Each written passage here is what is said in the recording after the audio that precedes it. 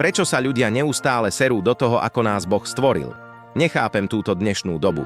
Ľudia sú ochotní vyhodiť tisíce, ba až 10 000 eur za to, aby do nich niekto rezal skalpelom a nakoniec ich to doserie ešte viac. Aké to má výhody? Žiadne. Za to tie obrovské riziká. Ľudia idú na kliniku s tým, že budú krásni a vrátia sa spuchnutí, znetvorení a s umelými tvárami, ktoré sa nevedia ani normálne usmiať. Skalpel váš problém v hlave aj tak nevyrieši. Ženy, pochopte to, ste všetky krásne. Či ste vysoké, štíhle alebo silnejšie postavy, takéto pravé slovenské krv a mlieko. Sme pekní takí, akí sme, pretože tá skutočná krása vyžaruje zvnútra. Ak chcete byť krásny, svieži a vyzerať mlado, nepotrebujete plastiky. Ľudia, moja rada pre vás je zadarmo.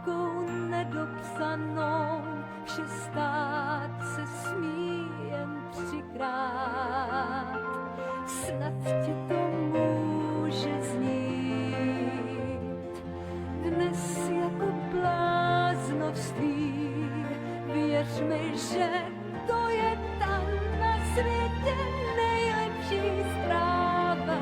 Pro ty, kdo uvěří, stane se zázrak. Možná, kdo jen to pozná. Věř mi, že to je tam na světě nejlepší zpráva. Kouzlo tří oříšků křídla ti dává. Všetko sa dá dosiahnuť stravou, cvičením a normálnou starostlivosťou. Nepotrebujete na to ani drahé kozmetické produkty.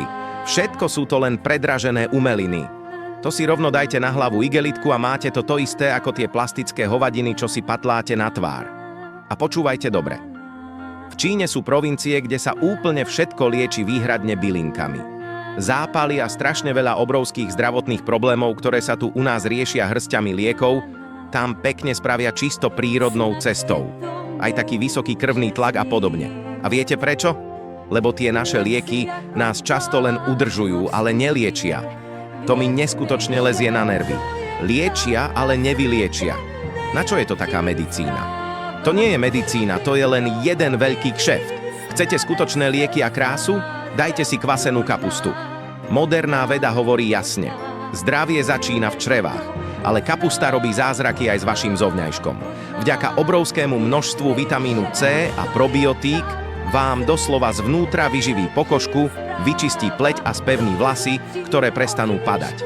Keď máte zdravý žalúdok a správne baktérie, máte zdravé celé telo. A potom môj cesnak.